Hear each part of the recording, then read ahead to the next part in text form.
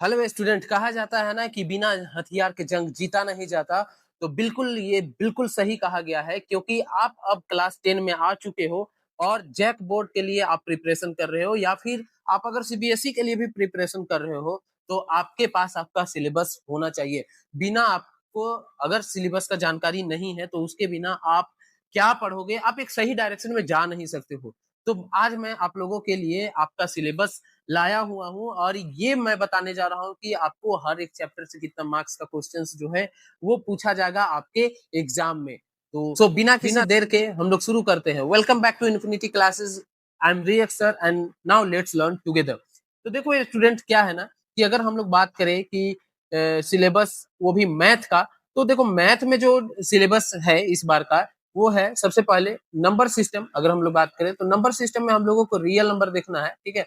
और real number से आपके एग्जाम में 6 मार्क्स का, ठीक है, यानी कि देख सकते हो आप 6 मार्क्स का जो आपको क्वेश्चन है, ठीक है, आप यहाँ पे देख सकते हो मार्क्स, तो 6 मार्क्स का क्वेश्चन आपको दिया जाएगा, ठीक है। और अगर बात करें हम लोग फिर पॉलिनोमियल का है, पॉलिनोमियल चैप्टर जो है वो नंबर सिस्टम के अकॉर्डिंग ही आएगा अलजेब्रा में, ठीक है। तो देखो अलजेब्रा में आपको सबसे पहले पॉलिनोमियल से 3 मार्क्स के क्वेश्चन पूछे जाएंगे, ठीक है।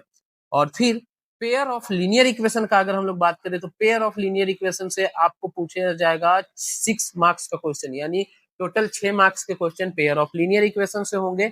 और याद रखो कि वो भी कितने कितने मार्क्स का होगा क्वेश्चन, ना कौन सा क्वेश्चन कितने मार्क्स का और कितना क्वेश्चन पूछा जाएगा, इसके लिए आपको मेरे चैनल में वीडियोज मिल जाएंगी, ठीक है। और साथ ही साथ आपको इतना सिंपल वे में मैं आपको समझा दूंगा हर एक चैप्टर को, ठीक है, कि आपको जैक बोर्ड में किसी भी तरह का कोई परेशानी नहीं होगा, और 100% आप 90% प्लस मार्क्स स्कोर करोगे अपने बोर्ड के एग्जाम में, ठीक है। तो अगर हम लोग नेक्स्ट बात करें तो अगला है क्वाड्रेटिक इक्वेशन, और ये बहुत इंपॉर्टेंट चैप्टर हो जाता है, ठीक है, अलजेब्रा सेक्शन में से, क्योंकि इसमें से आपको 7 मार्क्स का क्वेश्चन पूछा जाएगा, ठीक है। अच्छा, मैं आपको ये बता दूं कि मैथ में टोटल आपसे कितना कितना मार्क्स का क्वेश्चन आएगा। तो देखो मैथ में आपको 80 मार्क्स का टोटल थ्योरी का क्वेश्चन आएगा, ठीक है। एग्जाम में जब आप बैठोगे तो आप 80 मार्क्स का क्वेश्चंस अटेम्प्ट करने के लिए बैठोगे, ठीक है। उसमें 80 मार्क्स का आप जितना बनाओगे उसके अकॉर्डिंग आपको मार्क्स मिलेगा, ठीक है। और 20 मार्क्स जो है वो 20 मार्क्स आपको मिलेगा, ठीक है। कहाँ से मिलेगा? वो 20 मार्क्स आपको मिलेगा आपके स्कूल की तरफ से, ठीक है। यानी कि आपको 20 मार्क्स प्रैक्टिकल के रूप में मिलने वाला है। उसके बाद अगर हम लोग बात करें अर्थमेटिक प्रोग्रेशन का, जो अलजेब्रा के ही सेक्शन में है, तो उससे 4 मार्क्स का क्वेश्चन पूछा जाता है, ठीक है। फिर आ जाता है कोऑर्डिनेट ज्योमेट्री।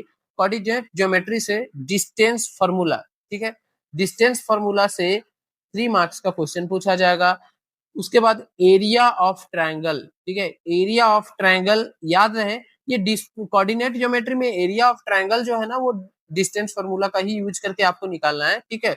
वो आपको 3 मार्क्स का पूछा जाएगा, वो आपको मैं बता दूंगा, आप वीडियो में देखोगे, ठीक है। मैं हर एक चैप्टर का कॉन्सेप्चुअल वीडियो के साथ साथ हर एक चैप्टर का एक एक क्वेश्चन का सॉल्यूशन भी आपको प्रोवाइड करने जा रहा हूँ, आपको देने जा रहा हूँ। आपको बस करना ये है कि मेरे चैनल को सब्सक्राइब करना है, तो अभी के अभी कर लो, ठीक है, इन्फिनिटी क्लासेस बाय विवेक सर को, ठीक है। और इसका एक मेंबर बन जाओ, और फिर देखो कि आपका जो एग्जाम है वो कितना बेहतर जाता है, ठीक है। यानी कि आप 90% प्लस तो 100% करोगे अगर सारे वीडियोज को देखोगे, अच्छे से देखोगे, पूरा देखोगे, आपको पूरा का पूरा मार्क्स मिलेगा ही मिलेगा। तो देखो उसके बाद हम लोग बात करें कोऑर्डिनेट जो ज्योमेट्री है उसका बात हम लोग कर चुके। अब हम लोग बात करते हैं ज्योमेट्री। तो ज्योमेट्री में आपको ट्रायंगल्स दिखना है, one of the most important. यहाँ से एक थ्योरी जो है वो 6 मार्क्स का आ जाएगा आपका, ठीक है।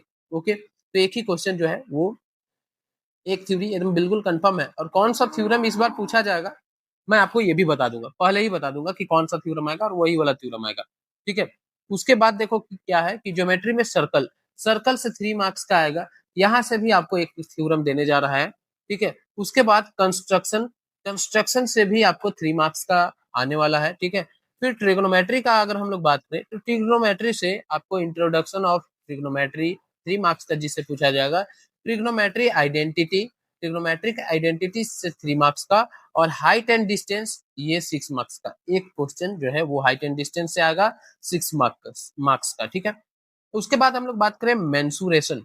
मेंसुरेशन में जो है एरिया रिलेटेड टू सर्कल, ठीक है, और सरफेस एरिया एंड वॉल्यूम, ये 2 चैप्टर से आपको 6 मार्क्स प्लस 4 मार्क्स के क्वेश्चन, सॉरी 4 मार्क्स और 6 मार्क्स का क्वेश्चंस जो है वो दिया जाएगा, ठीक है। तो ये बात याद रखो कि जो अगर आप चाहो तो मार्क्स बहुत ही अच्छा, बहुत ही प्यारा उठता है मैथ में, ठीक है, क्योंकि आपको पता होता है पहले से कि कहाँ-कहाँ से कितना-कितना मार्क्स का कौन-कौन सा क्वेश्चन आएगा। तो इसके लिए आपको अगेन एंड अगेन मैं फिर से यही बोलूँगा कि आपको सब्सक्राइब कर देना है चैनल, ठीक है। अब हम लोग आगे बढ़ जाते हैं। तो स्टैटिक्स एंड प्रोबेबिलिटी से देखो, स्टैटिक्स से 7 मार्क्स का क्वेश्चन आपको दिया जाएगा एग्जाम में, ठीक है, और प्रोबेबिलिटी से 4 मार्क्स का।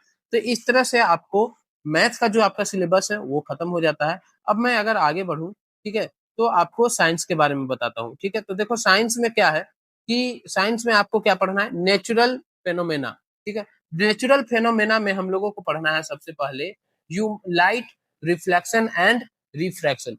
लाइट रिफ्रैक्शन एंड रिफ्रैक्शन ये हम लोगों को देखना है, ठीक है।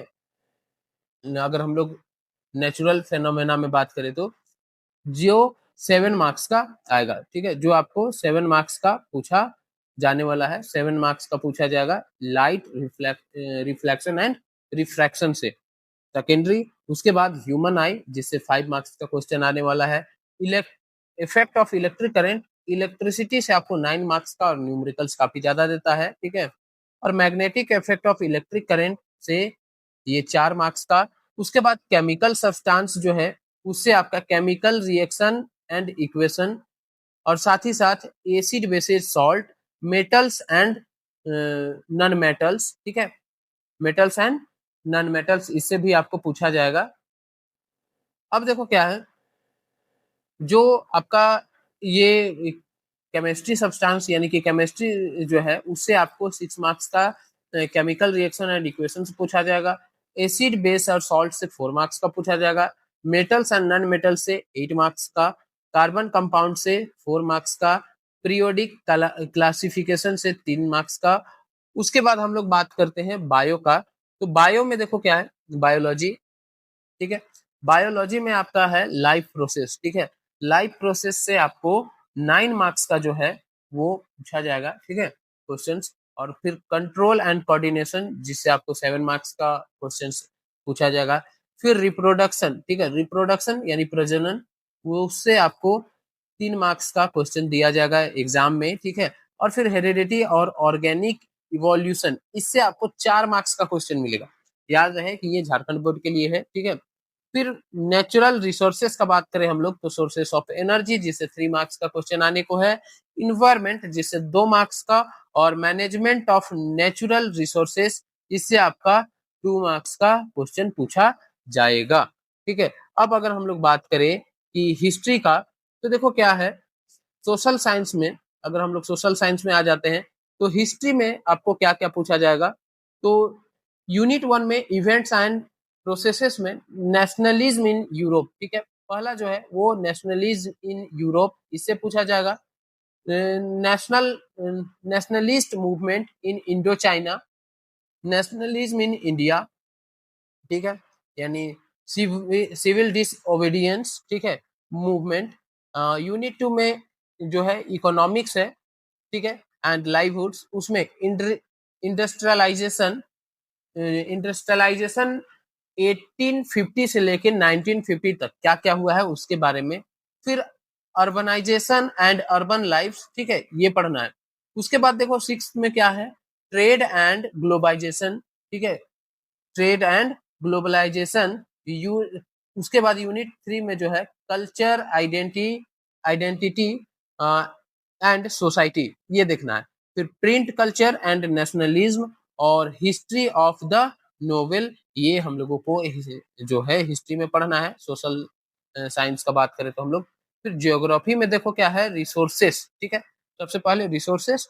अब रिसोर्सेस में क्या देखना है हम लोगों को, टाइप्स ऑफ रिसोर्सेस यानी नेचुरल और ह्यूमन, नीड फॉर रिसोर्सेस, ठीक है, planning, natural resource, land as resource, ठीक है, soil formation, types of distribution, changing land use pattern, land degradation and conservation measures, ठीक है, forest and wild life resources, types of distributions, depletion of flora and fauna, conservation, protection of forest and wildlife, agriculture types of farming, major crops, cropping pattern, technological and industrial in institutional reforms, their impact, contribution of agriculture to the national economy, and employment and output, ठीक है, employment and output, food security, impact of globalisation. इतना जो है हम लोगों को geography में पढ़ना है, लेकिन आपको चिंता नहीं करना है, ये सभी मैं आपको बताने वाला हूँ, ठीक है। आपको बस अगेन इन्फिनिटी क्लास बाय विवेक सर से जुड़ जाना है। पॉलिटिकल साइंस का अगर हम लोग बात करें तो पॉलिटिकल साइंस में वर्किंग ऑफ डेमोक्रेसी जो है वो हम लोगों को देखना है। Are divisions inherent to the working democracy, what has been the effect of the caste on political and of political on caste, ठीक है। उसके बाद how has the gender division shaped understand and analyse the challenges posed by politics, ठीक है। अब देखो क्या है, how do communal division effect democracy, ठीक है। कम्युनिमल डिवीजन जो है वो डेमोक्रेसी को किस तरह से अफेक्ट करता है। Power sharing mechanism in democracy, why and how power is share in democracy, democracy में पावर क्यों शेयर किया जाता है। How has the federal division of power in India help national unity को किस तरह से हेल्प किया है। तो ये सभी जो है वो आपको पॉलिटिकल साइंस में पढ़ना है, ठीक है। उसके बाद अगर हम लोग बात करें कि इकोनॉमिक्स का, तो इकोनॉमिक्स में देखो आपको क्या पढ़ना है। इकोनॉमिक्स में the story of development and the traditional notion of development, national income and per capita income, growth of NI, critical appraisal of existing development indicators, PCI, IMR, SR and other income and health indicators, ठीक है। Money and financial system, role of money in economics, historical origin, formal and informal local money lenders, formal and informal financial institution of saving and credit, general introduction, select one formal institute such as nationalized commercial bank and a few informal institution, local money lenders, landlords, self help groups, chit funds and private finance companies, ठीक है। उसके बाद अगर हम लोग बात करें theme 3 का, तो उसमें the role of service sector in Indian economy, what is the service sector through example ये समझना है, ठीक है। importance of service sector in generating employment and income to the nation, ठीक है। growth of service sector in India is uh, as India as a major service provider to the world, the need for the public investment, the role of impact of infrastructure, education and health। तो इतना कुछ जो है वो हम लोगों को इस बार आपके जैक बोर्ड के लिए पढ़ना है, ठीक है। ओके, तो आप तैयार हो जाइए, ठीक है। और आपका जो क्लासेस है वो कंटिन्यू होगा। आपको बस यही करना है कि हमारे चैनल को सब्सक्राइब करना है, इन्फिनिटी क्लासेस बाय विवेक सर को, ठीक है।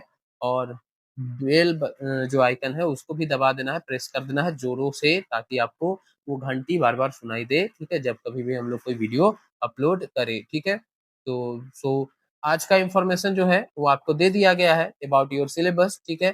So for today your class is enough, next day will see the next thing. Thank you.